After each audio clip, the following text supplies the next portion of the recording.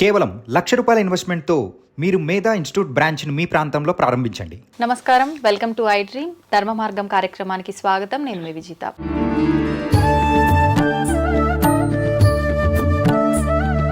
ప్రస్తుతం మనతో పాటు ఉన్నారు ఎంతో మంది గురువులని మనందరికీ పరిచయం చేసిన వాళ్ళు, ప్రముఖ ఆధ్యాత్మికవేత్త మారెళ్ల రవిశాస్త్రి గారు. ఇప్పుడు వారితో మాట్లాడి మరిన్ని విషయాలు తెలుసుకునే ప్రయత్నం చేద్దాం. నమస్కారం అండి. నమస్తే. చాలా మంది వింటుంటాం, ఆడవాళ్ళు పీరియడ్స్ వచ్చిన ఈ 4 నుంచి 5 రోజులు అన్నిటికీ అంటే ఆధ్యాత్మిక కార్యక్రమాలన్నిటికీ దూరంగా ఉండాలి అని చెప్పి మనం ఎప్పటి నుంచో వింటున్నాము, పాటిస్తున్నాం కూడా. కానీ సైన్స్ పరంగా చూస్తే కనుక దూరంగా ఉండాల్సిన అవసరం లేదు అని చెప్పి కూడా వింటున్నాం ప్రస్తుతం. అసలు నిజంగా ఆ టైంలో వారు ఆధ్యాత్మిక కార్యక్రమాలన్నిటికీ దూరంగా ఉండాల్సిన అవసరం ఉందంటారా? అందరికీ నమస్కారం. ముఖ్యంగా ఆడవాళ్ళని ఆ సమయంలో ఆలయాలకు వెళ్ళొద్దని, మామూలుగా మన పూజా కార్యక్రమాల్లో పార్టిసిపేట్ చేయొద్దని ఇట్లాంటి నియమాలు మనకున్నాయి. దాని వెనక సారం తెలుసుకుంటే అర్థమవుతుంది, సారం తెలుసుకోకపోతే అర్థం కాదు.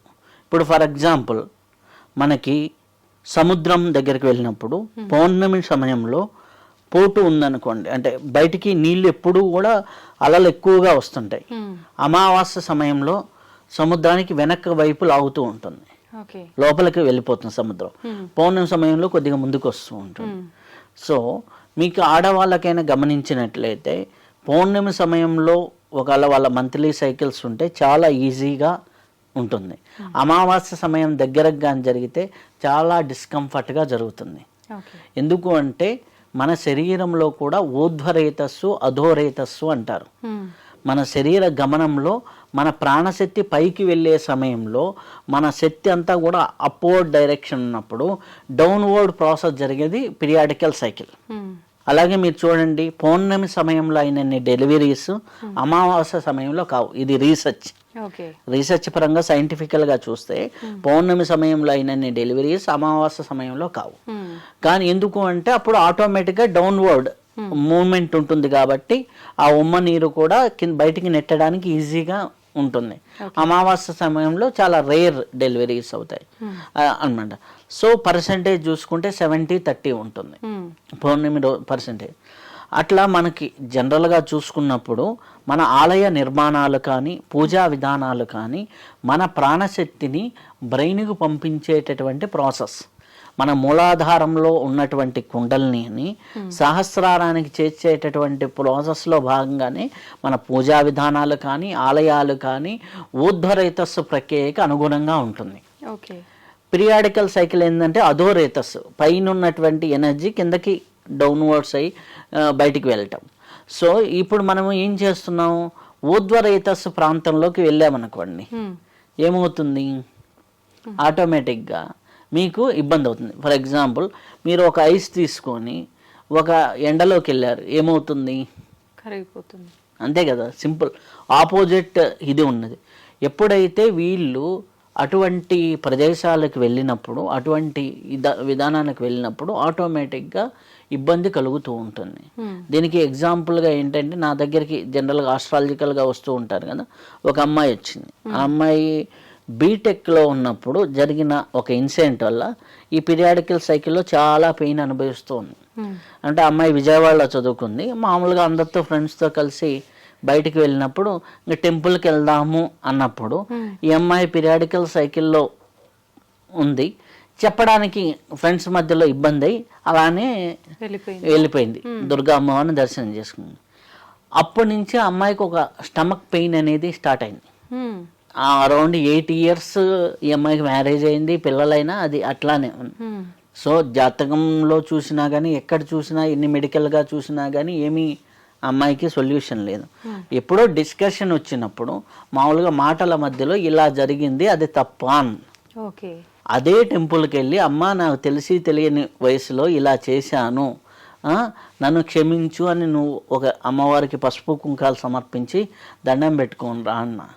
సో అక్కడికి వెళ్ళి దండం పెట్టుకొని వచ్చిన తర్వాత అప్పటి నుంచి మళ్ళీ అటువంటి ఇబ్బందే లేదు. అర్థమైంది? సో ఇది మన దైవికంగా ప్రాక్టికల్గా ఉన్నటువంటిది. అయితే మనకి సైంటిఫికల్గా చూసుకున్నప్పుడు ఏంటంటే ఉద్వరేతస్సు అధోరేతస్సు. అధోరేతస్సులో ఉన్నప్పుడు కంఫర్టబుల్గా ఎప్పుడైతే ఈ యొక్క పీరియాడికల్ సైకిల్ మూవింగ్ కానీ బ్లీడింగ్ కానీ ఎప్పుడైతే ఈజీగా మూవ్ అవుతుందో అప్పుడు నీకు ఎటువంటి ఇబ్బంది ఉండదు. మనం వెళ్ళేసి గుళ్ళకి వెళ్ళినప్పుడు ఏమవుతుంది, అక్కడంతా కూడా పైకి లాగే ప్రక్రియ, ఈ పైకి లాగే ప్రక్రియ, కుండలిని పైకి తీసుకెళ్లే ప్రక్రియ, ప్రాణశక్తిని పైకి తీసుకెళ్లే ప్రక్రియ, ప్రాణశక్తిని ఉద్దీపనం చేసే ప్రక్రియ ఆటోమేటిక్.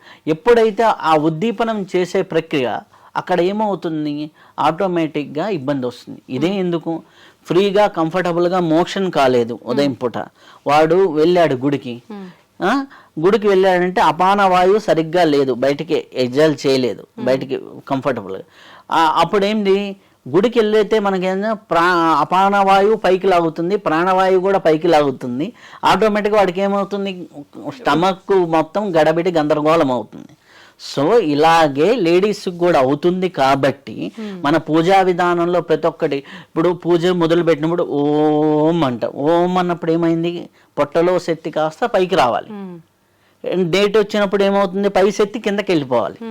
ఓకే, ఆ పై శక్తి కిందకి వెళ్ళాలి అన్నప్పుడు అటువంటప్పుడు వాళ్ళు అది చేశారనుకోండి, పొరపాటున 10 మంది ఉన్నారని చేసిన ఆటోమేటిక్గా ఏమవుతుంది, వాళ్ళకి శరీరంలో ఇబ్బంది అనేది జరుగుతుంది. కాబట్టి అది ఒక పద్ధతి. రెండోది, పూర్వకాలంలో జరిగింది ఏంటంటే, స్త్రీలకి మొత్తం మంత్ అంతా 24 అవర్స్ పనిలో ఉండేవాళ్ళు. ఆ పనిలో ఉన్నప్పుడు ఈ యొక్క పర్టిక్యులర్ డేట్స్లో వాళ్ళని బయట కూర్చోబెట్టడం వల్ల వాళ్ళకి రెస్ట్ దొరుకుతుందనే కాన్సెప్ట్లో కూర్చోబెట్టారు. ఆ 4 రోజులు అయినా కనీసం రెస్ట్ ఇస్తారు అనేసి కాన్సెప్ట్లో ఒకటి. రెండోది, వాళ్ళకి ఎప్పుడైతే ఇంప్యూరిటీస్ బాడీలో ఉంటాయో ఆ ఇంప్యూరిటీస్ మొత్తం బయటికి వెళ్ళిపోయి ప్రతి స్త్రీ ప్రతి నెల కూడా వాళ్ళు ఏమవుతారు, ప్యూరిఫై పర్సన్గా తయారవుతారు.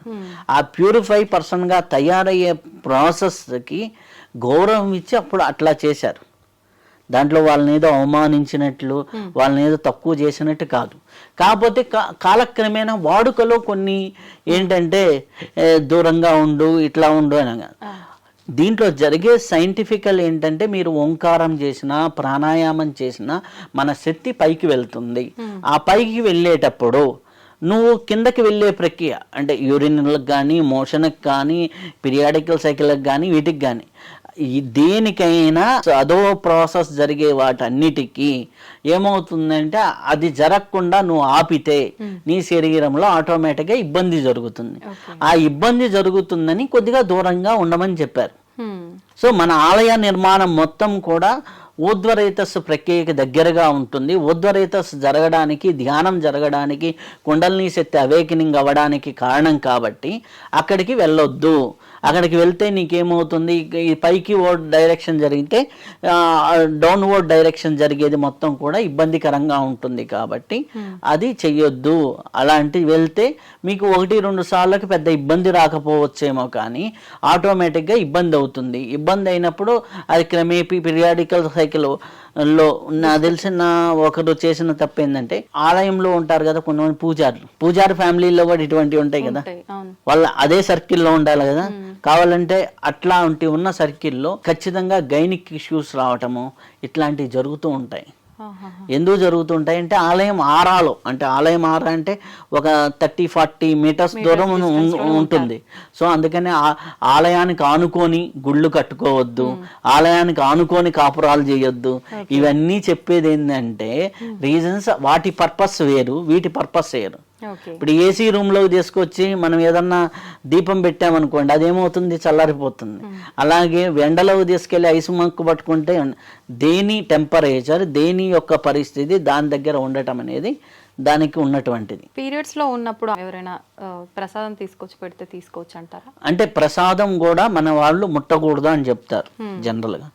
కానీ ఇప్పుడు ఉన్నటువంటి ఉద్యోగ జీవితాల్లో దాన్ని లౌక్యంగా వ్యవహరించుకోవడం, లేదు ప్రసాదం తీసుకోండి, ఇష్టం లేదు మీరు బ్యాగ్లో పెట్టుకోవడం, ప్యాక్ చేసుకొని అట్లా, లేదు ఏదన్నా ఉంది తీసి పక్కన ఫ్రెండ్స్కి ఇవ్వటం, ఇట్లాంటి లేదు మీరు తినగలిగితే తినండి, దానివల్ల పెద్ద ఇబ్బంది ఏమీ అనేది ఉండదు. కాకపోతే ఇప్పుడున్న సమాజంలో, పూర్వకాలంలో అయితే ఓకే నాకు వద్దు అనేవాళ్ళు ఇంటి దగ్గర అయితే. ఇప్పుడున్నటువంటి ఆఫీస్లో పోయి ఎక్స్ప్రెస్ చేయలేని పరిస్థితులు కూడా కొంత దగ్గర ఉంటాయి కాబట్టి దాన్ని మీరు లౌక్యంగా వ్యవహరిస్తూ ఉండండి. ఒకటి, ఇక్కడ ఉన్న సైన్స్ని అర్థం చేసుకోవాలి, శాస్త్రాన్ని అర్థం చేసుకోవాలి. సైన్స్, దీని వెనక ఉన్న సైన్స్ని అర్థం చేసుకోకపోతే ఇబ్బంది అనేది జరుగుతుంది. మన పూర్వం నుంచి వచ్చినటువంటి మన ఆచార వ్యవహారాల ప్రతి దాని వెనక ఒక సైన్స్ అనేది ఉంది. ఆ సైన్స్ని బలవంతంగా చెప్పారు, ఆచారం కింద భయం కింద చెప్పారు. దాని వెనక ఉన్న సైన్స్ని మర్చిపోయారు. ఇప్పుడు వస్తున్న తిప్పలదే. ప్రతి ఒక్కదాని వెనక ఒక సైన్స్ ఉంది. ప్రతి ఒక్కదాని వెనక ఒక ఆలయానికి వెళ్తే ఏం జరుగుతుంది అనేది ఉంది. అలాగే ఒక ఆలయంలో నిద్ర చేస్తే ఏం జరుగుతుంది అనేది ఉంది. అలాగే ఆలయానికి వెళ్ళేటప్పుడు ఇట్లాంటి వస్త్రాలని ఎందుకు కొన్ని ఆచారాలు పెట్టారనేది ఉంది. కొన్ని చోట్లకు వెళ్తే ఇట్లా ఎందుకు చేయాలనేది ఉంది. ఇవన్నీ కూడా ఆచార వ్యవహారాలన్నీ కూడా చాలా సైంటిఫికల్తో కూడుకున్నాయి. కాకపోతే దాని వెనకున్న సైన్స్ కొన్ని మనకు తెలిసినాయి, కొన్ని తెలుసుకుంటున్నారు, కొన్ని తెలుసుకోవటంలా. అది అర్థమైతే చాలా అద్భుతంగా ఉంటుంది. నిజంగా చాలా మందిలో ఉండే సందేహాలన్నీ క్లియర్ అయ్యాయండి. చాలా చక్కగా వివరించారు. ధన్యవాదాలు.